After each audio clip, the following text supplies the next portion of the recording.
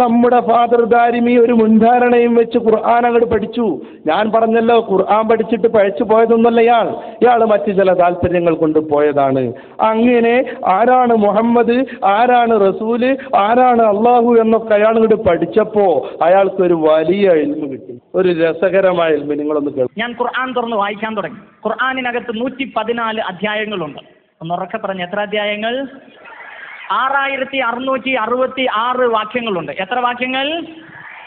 ഞാൻ ഈ ഖുർആൻ ഇങ്ങനെ വായിച്ചു പോകുമ്പോൾ മുഹമ്മദ് നബിയുടെ പേര് കണ്ട സ്ഥലങ്ങളിൽ അടിയിൽ വരയിട്ടു. അദ്ദേഹമാണ് ഇസ്ലാം മതത്തിന്റെ സ്ഥാപക നേതാവ്, ഖുർആനിനെ ഈ ലോകത്തിലേക്ക് തന്നയാൾ. പക്ഷേ അദ്ദേഹത്തിന്റെ പേര് ഖുർആനിൽ വെറും 4 സ്ഥലങ്ങളിൽ മാത്രമാണ് ഞാൻ കണ്ടത്. എന്നാൽ അതേ ഖുർആനിൽ യേശു ക്രിസ്തുവിന്റെ പേര് 25 സ്ഥലങ്ങളിലാണ് ഞാൻ കണ്ടത്. ഖുർആൻ ഇങ്ങനെ പഠിച്ചു പോയപ്പോ മുഹമ്മദ് എന്നുള്ളിടത്തൊക്കെ അയാൾ ഇങ്ങനെ വരയിട്ടുന്നു. പച്ചക്കള്ളം പറയാണ്, നുണ പറയാണ്. എന്തുകൊണ്ട് അങ്ങനെ പറയണം? അദ്ദേഹം ഇതുകൊണ്ടൊന്നുമല്ല ഇസ്ലാമിൽ നിന്ന് പോയത്. അങ്ങനെ അയാൾ ഇങ്ങനെ വരയിട്ടു. നമുക്കറിയാം ഖുർആനിൽ മുഹമ്മദ് എന്ന പേര് 4 സ്ഥലങ്ങളിലാണുള്ളത്. ഉഹദിനെ കുറിച്ച് പറയുന്ന ആലിമ്രാനിലും വമാ മുഹമ്മദുൻ ഇല്ലാ റസൂലുൻ ഖദ് ഖലത് മിൻ ഖബ്ലിഹിർ റുസുൽ എന്ന് പറയുന്ന മുഹമ്മദ് സൂറത്തുൽ അഹ്സാബിന്റെ 40-ാമത്തെ വാക്യത്തിലും സൂറത്ത് മുഹമ്മദിന്റെ 2-ാം വാക്യത്തിലുമൊക്കെ, അതുപോലെ സൂറത്തുൽ ഫതഹിന്റെ 29-ാം സൂക്തത്തിലൊക്കെ മുഹമ്മദ് എന്ന പേര് പറയുന്നുണ്ട്. അങ്ങനെ 4 സ്ഥലത്ത്. നേരെ മറിച്ച് ഈസാ നബിയുടേതോ 25 സ്ഥലത്ത്, മുഹമ്മദ് നബിയേക്കാൾ 5 ഇരട്ടി കൂടുതൽ. അതുകൊണ്ട് ഈസാ നബിയാണ് വലിയ ആളെന്ന് അയാൾക്ക് ബോധ്യപ്പെട്ടു. ഖുർആനെ കുറിച്ചോ ഇസ്ലാമിന്റെ സാങ്കേതിക പദങ്ങളെ കുറിച്ചോ ഒരു വിവരവുമില്ലാത്ത ഒരു പാവപ്പെട്ട സാധുവിന്റെ പ്രഖ്യാപനം. ഇവരുടെ സെന്റ് പോളിനെ കുറിച്ച് വിജാതീയരുടെ അപ്പോസ്തലൻ എന്നൊരു പ്രയോഗമുണ്ട്. ഇദ്ദേഹത്തെ കുറിച്ച് നമുക്ക് വ്യക്തമായിട്ട് പറയാൻ പറ്റുന്ന ഒരു പേര് അജ്ഞതയുടെ അപ്പോസ്തലൻ എന്നാണ്. അജ്ഞതയുടെ അപ്പോസ്തലൻ. എന്തുകൊണ്ട്? ഖുർആനിൽ മുഹമ്മദ് എന്ന പേര് 4 സ്ഥലത്തെ അദ്ദേഹം കണ്ടിട്ടുള്ളൂ. അത് ശരി തന്നെയാണ് താനും. എന്തുകൊണ്ട് അങ്ങനെ 4 പേരായിപ്പോയി? അത് മുഹമ്മദ് നബിയുടെ കുറവ് കൊണ്ടാണോ അതോ ശ്രേഷ്ഠത കൊണ്ടാണോ? അല്ലാഹുവിന്റെ റസൂൽ സല്ലല്ലാഹു അലൈഹി വസല്ലമ തങ്ങളുടെ പ്രത്യേകത കൊണ്ടാണത്. എന്തുകൊണ്ട്? പരിശുദ്ധ ഖുർആനിൽ ഒരിക്കൽ പോലും യാ ഈസ യാ മൂസ എന്ന് പറയുന്നത് പോലെ യാ മുഹമ്മദ് എന്ന് അള്ളാഹു വിളിച്ചിട്ടേയില്ല. അള്ളാഹുവിന്റെ റസൂലും അള്ളാഹും തമ്മിലുള്ള ബന്ധത്തിന്റെ ശക്തി കാരണത്താൽ, ആ സ്നേഹത്തിന്റെ താല്പര്യത്തിന്റെ ഗൗരവം കാരണത്താൽ യാ മുഹമ്മദ് എന്ന് അള്ളാഹുവിന്റെ റസൂലിനെ അള്ളാഹു വിളിച്ചിട്ടേയില്ല. പിന്നെ നബിയെ പരാമർശിക്കേണ്ട സന്ദർഭങ്ങളിലൊക്കെ ഖുൽ യാ അയ്യുഹൻ നബിയു, പ്രിയപ്പെട്ട നബി, ഖുൽ യാ അയ്യുഹർ റസൂലു, റസൂലേ എന്നൊക്കെ തുടങ്ങിയുള്ള വാക്കുകളാണ് അള്ളാഹു ഉപയോഗിച്ചത്. സ്നേഹം കൊണ്ട്, അവർ തമ്മിലുള്ള വളരെയേറെ ശക്തമായ ബന്ധം കൊണ്ട്.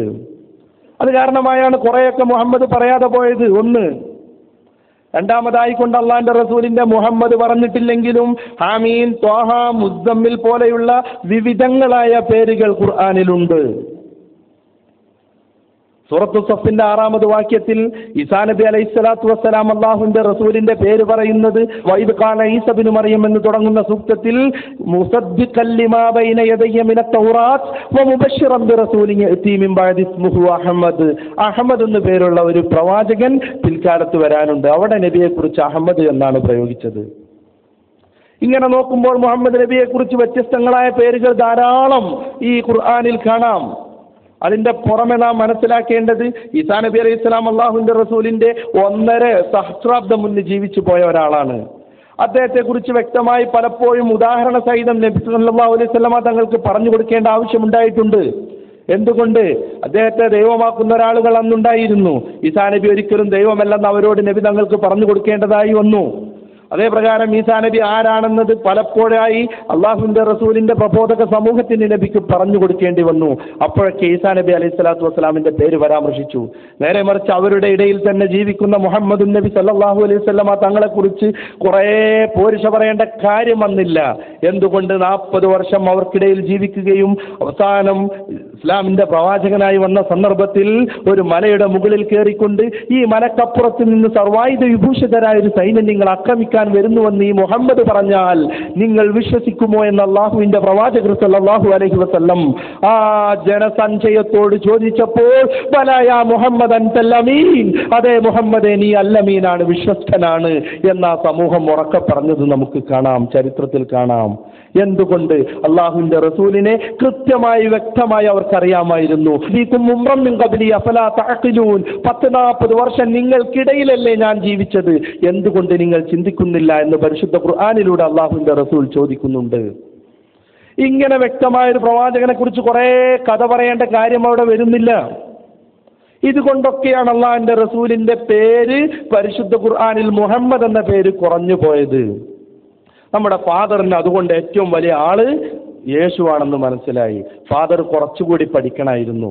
പരിശുദ്ധ ഖുർആനിൽ ഫിർഔനിന്റെ പേര് എത്ര വരുന്നുണ്ട്? 73 പ്രാവശ്യം. ഈസാ നബിയേക്കാളും യേശു ക്രിസ്തുവിനേക്കാളും എത്ര പേരുള്ള ആളാണ് ഫിർഔൻ. പക്ഷേ ബൈബിൾ ആവട്ടെ, ഖുർആൻ ആവട്ടെ ഫറോവയെ അഭിശപ്തനായിട്ടാണ് പരിചയപ്പെടുത്തുന്നത്. ചാത്താന്റെ പേര് പരിശോധിക്കണം പരിശുദ്ധ ഖുർആനിൽ. ചെകുത്താനെ ഇരു ഗ്രന്ഥങ്ങളും ശക്തമായി വിമർശിക്കുന്നുവെങ്കിൽ യേശു ക്രിസ്തുവിനേക്കാൾ അയാളുടെ പേരും അല്ലെങ്കിൽ ആ സത്വത്തിന്റെ പേരും നമുക്ക് ഖുർആനിലും ബൈബിളിലും ഒക്കെ കാണാം. ഞാൻ നേരത്തെ പറഞ്ഞല്ലോ, ഈ ഫാദറിന് ബൈബിളും അറിയില്ല, ഖുർആനും അറിയില്ല.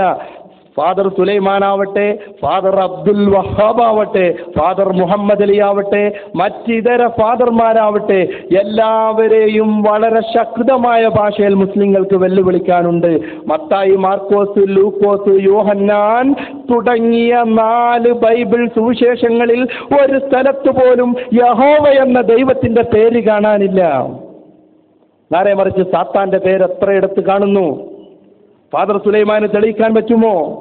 യേശു ക്രിസ്തു ഒരിക്കലെങ്കിലും യഹോവ എന്ന ദൈവത്തെക്കുറിച്ച് പറഞ്ഞത്? ഒരിക്കലുമില്ല.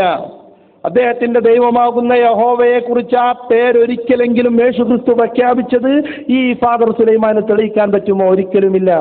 എന്നാൽ ബൈബിളിൽ ഇടയ്ക്കിടെ കാണുന്നു സാത്താന്റെ പേര്. ഒരാൾ അങ്ങോട്ട് പരിശോധിക്കുകയാണ്, സാത്താന്റെ പേര് ഇങ്ങനെ വരയിട്ടു. അപ്പൊ കുറേയേറെ സ്ഥലങ്ങളിൽ കണ്ടു ബൈബിളിൽ യഹോവയുടെ പേരിന് വരയിടാൻ വേണ്ടി ടോപ്പൂരിങ്ങനെ ഇരുന്നു എന്നല്ലാതെ പേന തൊടാൻ കഴിഞ്ഞില്ല. അപ്പൊ മനസ്സിലായി സാത്താനാണ് ഏറ്റവും വലിയ ആള്. അങ്ങനെ ഞാൻ സാത്താന്റെ അനുയായിയായി എന്ന് ആർക്കെങ്കിലും പറയാൻ പറ്റുമോ? ഈ ഫാദർ അതും പറയണം. കുറേയേറെ ഫാദർമാർ ഇതുപോലെ ഇങ്ങോട്ട് ഇറങ്ങിയിരിക്കുകയാണ്. ജെറി തോമസ് എന്ന് പറയുന്ന ഒരു ഫാദറുണ്ട്. അദ്ദേഹം ഈ യഹോവയെ കുറിച്ച് പറയുമ്പോൾ സാന്ദർഭികമായി ഞാൻ ഓർമ്മപ്പെടുത്തുകയാണ്. മുഹമ്മദ് നബി സല്ലല്ലാഹു അലൈഹി വസല്ലമ തങ്ങളെ വിമർശിച്ചുകൊണ്ട് അദ്ദേഹം പറയുന്നത് കാണാം, ഖുർആനിൽ ഒരു സ്ഥലത്ത് പോലും യഹോവ എന്ന പേരില്ല, ഹദീത്തുകളിലും ഒരു സ്ഥലത്ത് പോലും യഹോവ എന്ന പേരില്ല. സർവശക്തനായ ദൈവത്തിന്റെ പേരറിയാത്ത മുഹമ്മദിനെ ആരാണ് പറഞ്ഞയച്ചത്? ഫാദർ ജെറി തോമസിന്റെ ചോദ്യമാണ്. സാക്ഷി പ്രബോധക സംഘത്തിലെ പ്രധാനയായ സംവാദ വീരൻ. ഇഞ്ചിലും ഒരുപോലെ പഠിപ്പിക്കുമ്പോൾ ഖുർആനിൽ എന്താണ് പ്രിയ സ്നേഹിതരെ? ഇസ്ലാമിന്റെ പ്രവാചകനായ മുഹമ്മദിന് യഹോവ എന്നുള്ള നാമം കേട്ടിട്ട് പോലും ഉണ്ടായിരുന്നു എന്ന് തോന്നുന്നില്ല. ഖുർആനിൽ ഒരു പ്രാവശ്യം പോലും യഹോവ എന്ന നാമം ഇല്ല. അത് ഖുർആനിൽ മാത്രമല്ല ഹദീസുകളിലുമില്ല. പ്രിയ സ്നേഹിതരെ, ഏകസത്യ ദൈവത്തിന്റെ പ്രവാചകൻ എന്ന് പറഞ്ഞു വരുന്ന ഒരാൾക്ക് ഏകസത്യ ദൈവത്തിന്റെ അല്ലെങ്കിൽ അദ്ദേഹത്തെ ആരാണ് അയച്ചത്? അദ്ദേഹത്തെ അയച്ചത് പ്രവാചകനായ മോശയെ അയച്ച ദൈവമല്ല. അദ്ദേഹത്തെ അയച്ചത് പ്രവാചകനായ ദാവീദിനെ അയച്ച ദൈവമല്ല. അയച്ചതായിരുന്നുവെങ്കിൽ കുറഞ്ഞ പക്ഷം അദ്ദേഹത്തിന്റെ ചോദ്യം പിടികിട്ടിയല്ലോ. പരിശുദ്ധ ഖുർആനിൽ യഹോവ എന്ന പേരില്ല, ഹദീത്തുകളിലും യഹോവ എന്ന പേരില്ല. സർവശക്തനായ ദൈവത്തിന്റെ പേരറിയാത്ത മുഹമ്മദിനെ ആരാണ് പറഞ്ഞയച്ചത്? ഫാദർ ജെറി തോമസ് കേൾക്കണം, ഫാദർ അലവിമാർ കേൾക്കണം. യേശു ക്രിസ്തു ഒരിക്കൽ പോലും യഹോവ എന്ന പേര് ഉപയോഗിച്ചിട്ടില്ല. സർവശക്തനായ യഹോവയാം ദൈവത്തിന്റെ പേരറിയാത്ത യേശു ക്രിസ്തുവിനെ ആരാണ് പറഞ്ഞയച്ചത്? അതേ നാണയത്തിൽ നമുക്ക് ചോദിക്കാൻ പറ്റും. അതേ നാണയത്തിൽ നമുക്ക് ചോദിക്കാൻ പറ്റും. അതിൻ്റെ ഒക്കെ പുറമെ യഹോവ എന്ന് എങ്ങനെയാണ് വായിക്കേണ്ടതെന്ന് പോലും ക്രൈസ്തവർക്കിടയിൽ തീരുമാനമായിട്ടില്ല. യഹോവ എന്ന ദൈവത്തിന്റെ പേരില്ലാത്തത് കൊണ്ട് മുഹമ്മദ് നബി മോശക്കാരനായെങ്കിൽ യഹോവ എന്ന പേര് എങ്ങനെയാണ് വായിക്കുക എന്ന് ഈ ക്രൈസ്തവർക്ക് തീരുമാനിക്കാൻ കഴിഞ്ഞിട്ടില്ല. മോശസിന്റെ മണലാരുണ്യത്തിൽ മോശസ് വാസിക്കുന്ന ആ കാലഘട്ടത്തിൽ ബഹുമാനം കാരണത്താൽ യഹോവയുടെ പേര് പറയാതിരുന്നു അത്രേ. കുറെ കാലം അങ്ങനെ യഹോവയുടെ പേര് പറയാതെ 2-3 തലമുറ കഴിഞ്ഞപ്പോൾ ഇതെന്താണെന്ന് വായിക്കേണ്ടത് എന്ന് പോലും അവർക്കറിയില്ല. ബൈബിളിനെ കുറിച്ച് പഠിപ്പിക്കാൻ വേണ്ടി ഡി ബാബു പോൾ എഴുതി ഭാഷാ ഇൻസ്റ്റിറ്റ്യൂട്ട് പ്രസിദ്ധീകരിച്ച വേദശബ്ദ രത്നാകരം എന്ന പുസ്തകത്തിന്റെ 538 പേജിൽ നിന്നൊരു ഭാഗം ഞാൻ വായിക്കാം. ദൈവത്തിന് പേരിടുന്ന രീതി പ്രാചീന കാലത്തെ പശ്ചിമേഷ്യൻ സമൂഹങ്ങളിൽ സുസാധാരണമായിരുന്നു. യാഹുവേ എന്ന ചതുരക്ഷരി ഏതാണ്ട് 7000 പ്രാവശ്യം പഴയ നിയമത്തിൽ കാണുന്നു. ഈ ഉച്ചാരണം യാഹുവേ പ്രവാസാനന്തര കാലത്തുണ്ടായതാണ്. യാഹുവേ എന്നത് പ്രവാസാനന്തര കാലത്തുണ്ടായതാണ്. അതിന് മുമ്പ് എങ്ങനെയാണ് ഈ ശബ്ദം ഉച്ചരിക്കുന്നത് എന്ന് കൃത്യമായി പറഞ്ഞുകൂടാ. സംഭാഷണത്തിൽ യാഹുവേ എന്ന് പറയുകയില്ലായിരുന്നു. അതിന് പകരം ഉപയോഗിച്ച പദം അദോനായി എന്നായിരുന്നു. അങ്ങനെയാണ് വായിക്കേണ്ടത് എന്ന് ഭക്തജനങ്ങളെ ഓർമ്മിപ്പിക്കാൻ യാഹുവേ എന്ന 4 അക്ഷരങ്ങൾക്കൊപ്പം അദനായിലെ സ്വരാക്ഷരങ്ങളാകുന്ന OAI എഴുതാൻ തുടങ്ങി. ഇത് ഗ്രഹിക്കാതെ മധ്യശതകത്തിലെ ക്രൈസ്തവർ യാഹുവേ എന്നത് യഹോവ എന്ന് ഉച്ചരിക്കാൻ തുടങ്ങുകയായിരുന്നു. ഡി ബാബു പോൾ ബൈബിളിനെ എതിർക്കാൻ വേണ്ടിയല്ല ഈ പുസ്തകം എഴുതിയിട്ടുള്ളത്. യഹോവ എന്ന പദം എങ്ങനെയാണ് വായിക്കേണ്ടത് എന്നറിയില്ല. യാഹുവേ എന്നുള്ള 4 അക്ഷരമായിരുന്നു ആദ്യം ഉണ്ടായിരുന്നത്. പക്ഷേ അദനായി എന്നതിലുള്ള സ്വരാക്ഷരങ്ങളാകും അവസാനം അത് അറിയാതെ തെറ്റിദ്ധരിച്ച് യഹോവ എന്ന് വായിച്ചു പോയതാണ്. യഹോവ എന്ന അവരുടെ ദൈവത്തിന്റെ പേര് എങ്ങനെയാണ് വായിക്കേണ്ടത് എന്ന് പോലും അറിയാത്ത ആളുകളാണ് ആ പേര് മുഹമ്മദ് നബി സല്ലല്ലാഹു അലൈഹി വസല്ലമ തങ്ങൾ പ്രയോഗിച്ചില്ല എന്ന കാരണത്താൽ നബി തങ്ങളെ പ്രവാചകത്വത്തിൽ നിന്ന് പുറത്താക്കുന്നത്. നാം ആലോചിച്ച് നോക്കുക. ക്രൈസ്തവ പ്രബോധകരോട് നമുക്ക് പറയാനുള്ളത് പഠനം നടത്തുകയും കൃത്യമായ രൂപത്തിൽ വിലയിരുത്തുകയും വേണമെന്നാണ്. ഇങ്ങനെ ഓരോന്നും അബദ്ധങ്ങൾ മാത്രമാണ് ഈ ഫാദർമാർ പറഞ്ഞുകൊണ്ടിരിക്കുന്നത്. പരിശുദ്ധ ഖുർആൻ അയാൾ അർത്ഥം വെക്കുന്ന കുറേ ഭാഗങ്ങളുണ്ട്. ചിലത് മാത്രം ഞാൻ ഇവിടെ കേൾപ്പിച്ചു തരാം. എത്രമാത്രം വികലമായ രൂപത്തിലാണ് അയാൾ ഖുർആൻ വളച്ചൊടിക്കുന്നതെന്ന് നിങ്ങൾക്ക് മനസ്സിലാക്കാൻ ഇതിൽ നിന്ന് സാധിക്കും. ഖുർആനിന്റെ 3-ാം അധ്യായം 45 മുതൽ 50 വരെയുള്ള വാക്യങ്ങൾ. ഖുർആൻ 3-ാം അധ്യായം, അധ്യായത്തിന്റെ പേര് മറിയമിന്റെ കുടുംബം, 45 മുതൽ 50 വരെയുള്ള 5 വാക്യങ്ങൾ.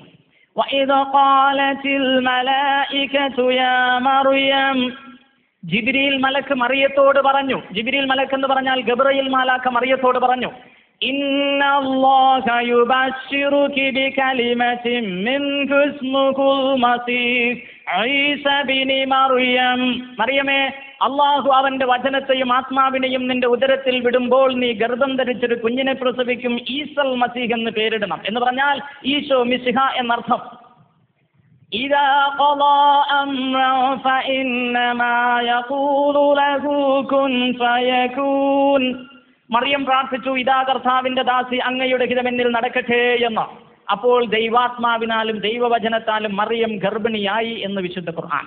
ഒന്ന് പറഞ്ഞേ ഹല്ലേലൂയ. ഹല്ലേലൂയ പറയാണ്. എന്നിട്ട് സദസ്സനുസരിച്ച് പ്രതികരിക്കാത്തതുകൊണ്ട് പറഞ്ഞേന്നും പറഞ്ഞ് പറയിപ്പിക്കുകയാണ്. Hallelujah hallelujah. ഹലാൽ എന്ന അരമായിക്ക് പദത്തിന് സ്തുതിക്കുക എന്നാണ് അർത്ഥം. പുകഴ്ത്തുക, സ്തുതിക്കുക എന്നൊക്കെ. യാഹ് JAH യാഹ് എന്നാണ് വായിക്കേണ്ടത്. അതിന് ദൈവം എന്നും. ഈ ഹലാലും യാഹും കൂടെ ചേർന്നതാണ് ഹല്ലേലൂയ. ദൈവത്തെ പുകഴ്ത്തുക എന്നാണ്. പക്ഷെ വടിയെടുത്ത് പുകഴ്ത്തിപ്പിക്കുകയാണ് ഫാദർ. ഹല്ലേലൂയ പറഞ്ഞേ കുറച്ചുകൂടെ ശബ്ദത്തിൽ പറഞ്ഞേ എന്നും പറഞ്ഞിട്ട് ഹല്ലേലൂയ പറഞ്ഞേ. ഇതിന്റെ അവസാന അർത്ഥം വെച്ചത് നിങ്ങൾ ശ്രദ്ധിച്ചു കാണും. ഇദാ ഖളാ അംറൻ ഇന്നമാ യഖൂലു ലഹു കുൻ ഫയകൂൻ. അള്ളാഹു ഒരു കാര്യം ഉദ്ദേശിച്ചു കഴിഞ്ഞാൽ അള്ളാഹുവിന്റെ ഇറാദത്തുമായിട്ട് ആ കാര്യം ബന്ധിക്കേണ്ട താമസം അതുണ്ടായി കഴിഞ്ഞു. ഫാദർ അതിനർത്ഥം എന്തേ പറഞ്ഞത്? ഞാൻ നിന്റെ ദാസി, നിന്റെ നാമം, നിന്റെ കാര്യം നടക്കട്ടെ എന്ന് പറഞ്ഞു. മറിയത്തിന്റെ ഒരു പ്രാർത്ഥന തന്നെ അവിടെ വരുന്നില്ല. ജിബ്രീൽ അലൈഹിസ്സലാമാണ് ആ പറയുന്നത് മുഴുക്കെ. ഫാദർ അയാൾക്ക് വേണ്ട വിധം അത് അർത്ഥം വെക്കുകയാണ്. മറിയം പറഞ്ഞു, ഞാൻ നിന്റെ ദാസിയാണ്, നിന്റെ ഇഷ്ടം നിറവേറട്ടെ. അതാണ് ഇന്നമാ അംറുഹു ഇദാ ഖളാ ശൈഅൻ ഇന്നമാ യഖൂലു ലഹു കുൻ ഫയകൂൻ. ഒരു കാര്യം ഉദ്ദേശിച്ചാൽ കുൻ, അള്ളാഹുവിന്റെ ഇറാദത്ത് ആ വസ്തുവുമായി താഴലുക്കാവുന്നതോടുകൂടെ ആ സംഗതി ഉണ്ടായി എന്ന പരിശുദ്ധ ഖുർആനിന് നമ്മുടെ ഫാദർ അർത്ഥം വെക്കുകയാണ്. എന്ത്? നിന്റെ കൽപ്പന നടപ്പട്ടെ, ഞാൻ നിന്റെ ദാസൻ. അടുത്തത് കേൾക്കുക. ഇതിലേറെ മാരകമായ രൂപത്തിൽ അയാൾ ഖുർആൻ ദുർവ്യാഖ്യാനം ചെയ്യുന്നുണ്ട്. ഞാൻ ചുരുക്കിയാണ് പറയുന്നത്. ഇന്ന് നമ്മൾ കുറേ കാര്യങ്ങൾ കവർ ചെയ്യാനുണ്ട്. 2 ദിവസം പ്രായമുള്ള കുഞ്ഞിനെ കൊല്ലാൻ വേണ്ടി യഹൂദന്മാർ വന്നപ്പോൾ കുഞ്ഞ് തൊട്ടിലിൽ എഴുന്നേറ്റ് നിന്ന് യഹൂദരെ നോക്കിയിട്ട് പറഞ്ഞു അത്രേ,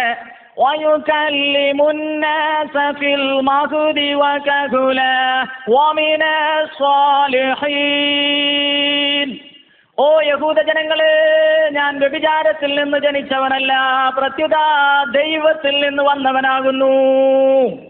2 ദിവസം പ്രായമുള്ള ഈശോ സംസാരിച്ചെന്ന് ഖുർആൻ. അടുത്ത വാക്ക് ഖുർആൻ പറയുന്നു, വയുഅല്ലിമുഹുൽ കിതാബ വൽ ഹിക്മത വത്തൗറാത്ത വൽ ഇൻജീൽ.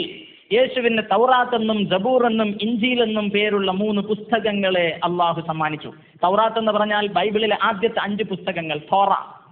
ഇനി ജബൂർ എന്ന് പറഞ്ഞാൽ സങ്കീർത്തന പുസ്തകങ്ങൾ, Psalms of David and Solomon including all നബിഉം ആൻഡ് കെതുബിൻ. പ്രവാചക ചരിത്ര ഗ്രന്ഥങ്ങളുണ്ടല്ലോ പഴയ നിയമത്തിലെ, ജോഷുവ മുതൽ മലാക്കി വരെയുള്ള എല്ലാ പുസ്തകങ്ങളും ജബൂർ. ഇൻജീൽ എന്ന് പറഞ്ഞാൽ ഏവങ്കേലിയോ എന്ന് പറയും. അപ്പൊ ഏവങ്കേലിയോ എന്ന് പറഞ്ഞാൽ പുതിയ നിയമം, സുവിശേഷം എന്നർത്ഥം. ഒന്ന് പറഞ്ഞേ ഹല്ലേലൂയ. അയ്യോ, ഒന്ന് ഉഷാറ് പറഞ്ഞേന്നാണ് പറയുന്നത്. നിങ്ങൾ അതിന്റെ കേട്ടു തുടക്കം മുതൽ. തൊട്ടിയിൽ വെച്ച ആ കുട്ടി സംസാരിക്കുമെന്ന് അള്ളാഹു പറയുന്ന ഭാഗമാണ് അദ്ദേഹം അർത്ഥം വെക്കുന്നത്. കുട്ടി എഴുന്നേറ്റ് പറഞ്ഞു, ഞാൻ വ്യഭിചാരപുത്രനല്ലേ, ഞാൻ ദൈവത്തിൽ നിന്നുള്ളവനാകുന്നു. അത് ഏത് പദത്തിന്റെ അർത്ഥമാണ്? ഈസാ നബി അലൈഹി സ്വലാത്തു വസ്സലാം വ്യഭിചാരപുത്രനല്ല എന്നത് സത്യം. അതേ പ്രകാരം ഈസാ നബി അലൈഹി സ്വലാത്തു വസ്സലാം അള്ളാഹുവിന്റെ പ്രത്യേക തീരുമാനപ്രകാരം ഉണ്ടായതാണ് എന്നതും സത്യം. പക്ഷെ ഖുർആൻ വായിച്ച് അർത്ഥം വെക്കുമ്പോൾ ആ ഖുർആനിന്റെ പദങ്ങളോട് നീതി കാണിക്കണമല്ലോ. ഞാൻ ദൈവത്തിൽ നിന്നുള്ളതാണ്, ഞാൻ ദൈവപുത്രനല്ല എന്ന് ആ കുട്ടി പറഞ്ഞു. മറ്റൊരു കാര്യം, വയുഅല്ലിമുഹുൽ കിതാബ വൽ ഹിക്മത വത്തൗറാത്ത വൽ ഇൻജീൽ. അദ്ദേഹത്തിന് കിതാബ് പഠിപ്പിച്ചു കൊടുക്കും, തൗറാത്ത് പഠിപ്പിച്ചു കൊടുക്കും, ഇൻജീൽ പഠിപ്പിച്ചു കൊടുക്കും എന്ന് പറഞ്ഞതിന് നമ്മുടെ ഫാദർ അർത്ഥം വെക്കുന്നത് അദ്ദേഹത്തിന് തൗറാത്ത് ഞാൻ നൽകിയിരിക്കുന്നു, സബൂർ നൽകിയിരിക്കുന്നു, പ്രവാചകന്മാരുടെ പുസ്തകം നൽകിയിരിക്കുന്നു, ഇൻജീൽ നൽകിയിരിക്കുന്നു. നൽകലും പഠിപ്പിച്ചു കൊടുക്കലും തമ്മിൽ വലിയ വ്യത്യാസമുണ്ട്. ഈസാ നബി അലൈഹി സ്വലാത്തു വസ്സലാമിന് ഇൻജീൽ എന്ന സുവിശേഷം നൽകപ്പെട്ടിട്ടുണ്ട്. മൂസാ നബി അലൈഹി സ്വലാത്തു വസ്സലാമിന് തൗറാത്ത് എന്ന വേദഗ്രന്ഥവും ലഭ്യമായിട്ടുണ്ട്. ഇതേ പ്രകാരം ദാവൂദ് നബി അലൈഹി സ്വലാത്തു വസ്സലാമിന് കിട്ടിയതാണ് സബൂർ. ഇതെല്ലാം കൂടെ ഇവരിന്ന് കുത്തിക്കെട്ടി ഉണ്ടാക്കിയിട്ടുള്ള ബൈബിളാണെന്നാണ് നമ്മുടെ ഫാദർ തെളിയിക്കാൻ ശ്രമിക്കുന്നത്. സത്യത്തിൽ 1500ഓളം വർഷങ്ങളിൽ വ്യത്യസ്തങ്ങളായ സാഹചര്യത്തിലും കാലഘട്ടത്തിലും പലരാൽ വിരചിതമായ പ്രേമകഥകളും നാടകങ്ങളും ചരിത്രങ്ങളും ഉള്ളതും ഇല്ലാത്തതും എല്ലാം കൂടി കുത്തിച്ചേർത്ത് പിൽക്കാലത്ത് കുറേ ഭാഗങ്ങൾ ഒഴിവാക്കിക്കൊണ്ട് സമാഹരിച്ചൊരു സാധനമാണ് അവരുടെ ബൈബിൾ. നമ്മുടെ വിഷയം അതല്ലാത്തത് കൊണ്ട് ദീർഘമായി ഞാൻ അതിലേക്ക് കിടക്കുന്നില്ല. പുതിയ നിയമത്തിൽ 27 പുസ്തകങ്ങളാണുള്ളത്. പഴയ നിയമത്തിലാണെങ്കിലോ എത്ര പുസ്തകമാണെന്ന് ക്രൈസ്തവരുടെ ഇടയിൽ ഇപ്പോഴും തീരുമാനമായിട്ടില്ല. 40 എന്ന് പറയുന്ന ആളുകളുണ്ട്, 67 എന്ന് പറയുന്ന ആളുകളുണ്ട്. കാത്തലിക്സിന്റെ ബൈബിളിലൊക്കെ കാണുന്ന അപ്രോക്രിഫ എന്ന പേരിൽ അറിയപ്പെടുന്ന 12 പുസ്തകങ്ങൾ, ജ്ഞാനം, യൂബിത്ത്, തോബിത്ത് എന്നൊക്കെ പറയുന്നത്, അത് പ്രോട്ടസ്റ്റന്റുകാർ അംഗീകരിക്കുന്നേയില്ല. പ്രോട്ടസ്റ്റന്റുകാർ അംഗീകരിക്കുന്ന പല പുസ്തകങ്ങളും മറ്റു പലരും അംഗീകരിക്കുന്നില്ല. എത്ര പുസ്തകങ്ങളാണ് ഈ ബൈബിൾ എന്ന് പോലും തീരുമാനിക്കാത്ത ഈ ഫാദറാണ്, ഇതാണ് ഈസാ നബി അലൈഹി സ്വലാത്തു വസ്സലാമിന് ഇറങ്ങിയ ഇൻജീൽ, മൂസാ നബിക്ക് ഇറങ്ങിയ തൗറാത്ത്, ദാവൂദ് നബിയുടെ സബൂർ എന്നൊക്കെ പ്രഖ്യാപിച്ചുകൊണ്ടിരിക്കുന്നത്. അതിന്റെ പുറമെ ഇതൊക്കെ പഠിപ്പിച്ചു കൊടുക്കുമെന്നതിന് ഫാദർ അർത്ഥം വെക്കുന്നത് ഇദ്ദേഹത്തിന് ഇത് നൽകുമെന്നാണ്. നമ്മൾ മനസ്സിലാക്കേണ്ട കുറേ കാര്യങ്ങളുണ്ട്. പഞ്ചഗ്രന്ഥികൾ എന്ന പേരിൽ അറിയപ്പെടുന്ന ബൈബിൾ പഴയ നിയമത്തിലെ ആദ്യത്തെ 5 പുസ്തകങ്ങൾ, ഉൽപ്പത്തി, പുറപ്പാട്, ലേവ്യ പുസ്തകം, സംഖ്യാപുസ്തകം, ആവർത്തന പുസ്തകം, ഈ 5 മോശത്തിൻ്റെതാണ് എന്നായിരുന്നു ഇവരുടെ ഇതുവരെയുമുള്ള തീരുമാനം. പക്ഷേ പുറപ്പാട് പുസ്തകത്തിന്റെ 34-ാം അധ്യായത്തിൽ മോശസ് മരണപ്പെടുന്നത് നമുക്ക് കാണുന്നു. അങ്ങനെ ദൈവത്തിന്റെ ദാസനായ മോശേസ് മൊവ്വാബ് ദേശത്ത് വെച്ച് മരണപ്പെട്ടു. അദ്ദേഹത്തെ ഒരു സ്ഥലത്ത് മറമാടി. അദ്ദേഹത്തിന് വേണ്ടി യഹൂദർ 40 ദിവസം വിലാപമാചരിച്ചു. ഏറ്റവും അവസാനമായി മോശസിന്റെ കബറിടം എവിടെയാണെന്ന് ആർക്കും അറിയില്ല. അദ്ദേഹത്തെ പോലെയുള്ള ഒരു പ്രവാചകൻ പിന്നീട് ഒരിക്കലും ഇസ്രായേലിൽ വന്നിട്ടേയില്ല. പ്രിയപ്പെട്ട വിദ്യാർത്ഥികളെ, രക്ഷിതാക്കളെ, നിങ്ങൾ ശ്രദ്ധിക്കുക. മൂസാ നബി അലൈഹി സ്വലാത്തു വസ്സലാമിന്റെ അവതീർണമായ ഒരു ഗ്രന്ഥത്തിൽ മൂസാ നബി മരണപ്പെടുന്നതുണ്ടാവുക സാധ്യമല്ല. അദ്ദേഹം മരണപ്പെട്ടു. അദ്ദേഹത്തെ മൊവാബ് ദേശത്ത് വെച്ചിട്ട് മറവ് ചെയ്തു. അദ്ദേഹത്തിന് വേണ്ടി 40 ദിവസം യഹൂദന്മാർ വിലാപമാചരിച്ചു. അദ്ദേഹത്തെ പോലെയുള്ള ഒരു പ്രവാചകൻ പിന്നീട് ഒരിക്കലും ബനി ഇസ്രായേലിൽ വന്നിട്ടില്ല. പിന്നീട് ഒരിക്കലും മോശസിന്റെ മരണത്തിന് ശേഷം എത്ര കാലം കഴിഞ്ഞിട്ടാണ് ആവർത്തന പുസ്തകം വിരചിതമായത് എന്ന് ആലോചിച്ചു നോക്കുക. അദ്ദേഹത്തെ പോലെ പിന്നീട് ഒരിക്കലും ഒരു പ്രവാചകൻ വന്നിട്ടില്ലെന്ന് പറയണമെങ്കിൽ മോശസിന്റെ മരണത്തിന്റെ എത്രയോ കാലം കഴിഞ്ഞിട്ടാവണം ആവർത്തന പുസ്തകം വിരചിതമായത്. ഇത് മോശസിലേക്ക് ഏൽപ്പിക്കാൻ പറ്റുമോ? ഇത് മോശസിലേക്ക് ഏൽപ്പിക്കാൻ പറ്റുമോ? എന്ന് മാത്രമല്ല, ബൈബിളിനെ കുറിച്ച് പറയുകയാണെങ്കിൽ അത് തന്നെ സുദീർഘമായി നാം സംസാരിക്കേണ്ടി വരും. 5-ാം അധ്യായം, മത്തായിയുടെ 5-ാം അധ്യായത്തിന്റെ 17-ാം വാക്യത്തിൽ ന്യായപ്രമാണത്തെയും പ്രവാചകന്മാരെയും ഞാൻ നീക്കാൻ വേണ്ടി വന്നു എന്ന് നിരൂപിക്കരുത്, നീക്കാനല്ല നിവർത്തിപ്പാനത്രേ ഞാൻ വന്നത് എന്ന് പറഞ്ഞിട്ട് ബൈബിളിൽ പറയുന്നത് കാണാം. ആകാശം നീങ്ങിയാലും ഭൂമി കരിഞ്ഞാലും പുല്ലുവാടിയാലും പുഷ്പം വീണാലും ദൈവത്തിന്റെ വചനങ്ങളിൽ നിന്ന് വള്ളി പുള്ളിക്ക് മാറ്റം വരില്ല. ഫാദർ സുലൈമാനെ വെല്ലുവിളിച്ച് നമുക്ക് ചോദിക്കാം, ദൈവത്തിന്റെ വചനങ്ങൾക്ക് വള്ളിപുള്ളി മാറ്റം വരില്ലല്ലോ എങ്കിൽ 1 ശമൂവേലിന്റെ 13-ാം അധ്യായത്തിന്റെ 1-ാം വാക്യത്തിൽ ശൗൽ ഭരണമേറ്റപ്പോൾ അവന് ഡാഷ് വയസ്സായിരുന്നു. അദ്ദേഹം ബനൂ ഇസ്രായേലരുടെ മേലിൽ ഡാഷ് 2 വർഷം ഭരണം നടത്തി. ഡാഷിൽ എന്തായിരുന്നു ഉണ്ടായത്? കത്തോലിക്കരുടെ KCBC ബൈബിളിലും അതേപ്രകാരം മോശാന ബൈബിളിലും അടിക്കുറിപ്പ് എഴുതിയത് കാണാം. ഹീബ്രു ബൈബിളിൽ എന്താണെന്നുള്ളത് നഷ്ടപ്പെട്ടിരിക്കുന്നു. ഫാദർ സുലൈമാൻ പറയട്ടെ, വള്ളിപുള്ളിക്ക് മാറ്റം വരുമോ? വള്ളിപുള്ളിക്ക് മാറ്റം വരുമോ? അവരൊക്കെ ചോദിക്കുന്ന പോലെ വൈകാരികമായി നമുക്കും ചോദിക്കാം. ഇങ്ങനെ വള്ളിപുള്ളി മാറില്ലെന്നൊരു സ്ഥലത്ത് പറയുക, വള്ളിയും പുള്ളിയുമല്ല വാക്യങ്ങൾ തന്നെ തകർന്നു പോകുന്ന മറ്റു ഭാഗങ്ങൾ നമുക്ക് കാണാനാവുക. ഈ ബൈബിൾ ആരാണ് ഇറക്കിയത് എന്ന് നമുക്ക് ചോദിക്കാം. ഈ ബൈബിൾ ആരാണ് ഇറക്കിയത് എന്ന് നമുക്ക് ചോദിക്കാം. എന്നിട്ട് ഇതൊക്കെ കൂടെയാണ് ആർക്ക് പഠിപ്പിച്ചു കൊടുത്തത്? ഈസാ നബിക്ക് പഠിപ്പിച്ചു കൊടുത്തത് എന്ന് ഒരിക്കലുമല്ല. പ്രിയപ്പെട്ട ശ്രോതാക്കൾ കേൾക്കുക, മൂസാ നബിക്കും ദാവൂദ് നബിക്കും മഹാനായ ഈസാ നബിക്കും അവതീർണമായ പ്രത്യേക വേദഗ്രന്ഥങ്ങൾ, അതല്ല ഇന്ന് ഈ കാണുന്ന ബൈബിളിൽ. ഇദ്ദേഹം തന്നെ പിന്നീട് പറയുന്നുണ്ട്, ഈ ബൈബിളിലേക്ക് എല്ലാവരും ചെല്ലണമെന്ന്. ആ സമയത്ത് ആ സന്ദർഭത്തിൽ നമുക്ക് കുറച്ചുകൂടി വിശാലമായിട്ട് പറയാം. ഇനിയും അദ്ദേഹം പറയുന്നത് ഈസാ നബി അലൈഹിസ്സലാത്തു വസ്സലാമിന്റെ മുഅ്ജിസത്തുകളാണ്. എല്ലാ പ്രവാചകന്മാർക്കും അള്ളാഹു പ്രത്യേകമായ ചില അത്ഭുതങ്ങൾ കൊടുത്തിട്ടുണ്ട്. അവരുടെ പ്രവാചകത്വത്തിന് തെളിവായിട്ട് ഈസാ നബിക്കും അതുണ്ടായിരുന്നു. അദ്ദേഹത്തിന്റെ കാലഘട്ടത്തിലുള്ള ആളുകൾ വൈദ്യശാസ്ത്ര വിശാരദന്മാരായതുകൊണ്ട് അവരതിജയിക്കാൻ പോകുന്ന കുരുടന് കണ്ണു കൊടുക്കുന്നതും വെള്ളപ്പാണ്ട് മാറ്റുന്നതും കുഷ്ഠരോഗം മാറ്റുന്നതൊക്കെയാണ് അദ്ദേഹത്തിനുണ്ടായിരുന്ന അത്ഭുതങ്ങൾ. പല പ്രവാചകന്മാർക്കും വ്യത്യസ്തങ്ങളായ അത്ഭുതങ്ങളുണ്ടായി. ഇവർ പറയുന്നത് കാണാം, ഈസാ നബിയുടെ അത്ഭുതങ്ങൾ കാരണം അദ്ദേഹം പ്രവാചകനല്ല, ശരിക്കും പറഞ്ഞാൽ ദൈവമാണെന്ന്. അതൊക്കെ നമുക്ക് വിശാലമായി പറയേണ്ട കാര്യമാണ്. അദ്ദേഹം ഖുർആനിൽ നിന്ന് ഉദ്ധരിച്ചുകൊണ്ട് പരിശുദ്ധ ഖുർആനിലെ ആലുംറാനിലെയും സൂറത്ത് നിസായിലെയും വാക്യങ്ങൾ ദുർവ്യാഖ്യാനം ചെയ്തുകൊണ്ട് വളരെയേറെ തെറ്റിദ്ധരിപ്പിക്കുന്ന ചില പരാമർശങ്ങൾ നടത്തുന്നു. ഈസാ നബി അലൈഹിസ്സലാത്തു വസ്സലാം പക്ഷികളെ ഉണ്ടാക്കി മരിച്ചവരെ ജീവിപ്പിച്ചു. അവിടെയൊക്കെയും പരിശുദ്ധ ഖുർആൻ ബിഇദ്നില്ലാഹ്, എൻ്റെ അള്ളാഹുവിൻ്റെ അനുമതി പ്രകാരം, എൻ്റെ അള്ളാഹുവിൻ്റെ സമ്മതപ്രകാരം എന്ന് പറയുന്നുണ്ട്. നമ്മുടെ ഫാദർ അത് വ്യക്തമായിട്ട് മൂടിവെക്കുന്നു. അതിൻ്റെ അറബി പോലും അയാൾ പറയുന്നില്ല. പറയുകയാണ്, യേശുക്രിസ്തു ഭൂമിയിൽ നിന്ന് ചെളി വാരിയെടുത്ത് പക്ഷിയുടെ രൂപമുണ്ടാക്കി അതിലേക്ക് ഊതിയപ്പോൾ അത് ജീവനുള്ള പക്ഷിയായി പറന്നു. തുടർന്ന് ഖുർആൻ പറയുന്നു, ജന്മന അന്ധനായവനെയും വെള്ളപ്പാണ്ട് രോഗിയെയും കുഷ്ഠരോഗിയെയും യേശുക്രിസ്തു സുഖപ്പെടുത്തി. മയ്യത്തായ ആളുകൾക്ക് യേശു ജീവൻ കൊടുത്തു. മരിച്ചുപോയ ആളുകൾക്ക് യേശു ജീവൻ കൊടുത്തെന്ന് ഖുർആൻ. അടുത്ത വാക്ക് ഖുർആൻ പറയുകയാണ്, ഇന്ന ഫീ ദാലിക ലആയത്തുൻ ലകും ഇൻ കുൻതും മുഅ്മിനീൻ. യേശു സ്വർഗത്തിലേക്ക് പോയി, അവൻ ഇപ്പോഴും ജീവിക്കുന്നു, അവൻ വീണ്ടും ഈ ലോകത്തിലേക്ക് വരികയും ചെയ്യുമെന്ന്. ഗംഭീരാർത്ഥമക്കൾ. ഇന്ന ഫീ ദാലിക ലആയാത്തുൻ ലിൽ മുഅ്മിനീൻ എന്നൊക്കെ പറയുമ്പോൾ യേശു സ്വർഗത്തിലേക്ക് പോയി, അവൻ എന്നെന്നും ജീവിക്കുന്നു, അവൻ ഈ ലോകത്തേക്ക് വരികയും ചെയ്യും. വഉഹിയിൽ മൗത്താന് ദീർഘമായി നീട്ടി ഫാദർ വഖഫ് ചെയ്യുന്നത് നിങ്ങൾ ശ്രദ്ധിച്ചു. ഇതിനില്ല എന്നുള്ളത് അയാൾ അവിടെ വെച്ച് കട്ടു. ഞാൻ പക്ഷിയെ സൃഷ്ടിക്കുന്നതും മരിച്ചവരെ ജീവിപ്പിക്കുന്നതും മറ്റത്ഭുതങ്ങളൊക്കെ കാണിക്കുന്നതും ഇതിനില്ല, അള്ളാഹുവിന്റെ അനുമതി പ്രകാരമാണ്.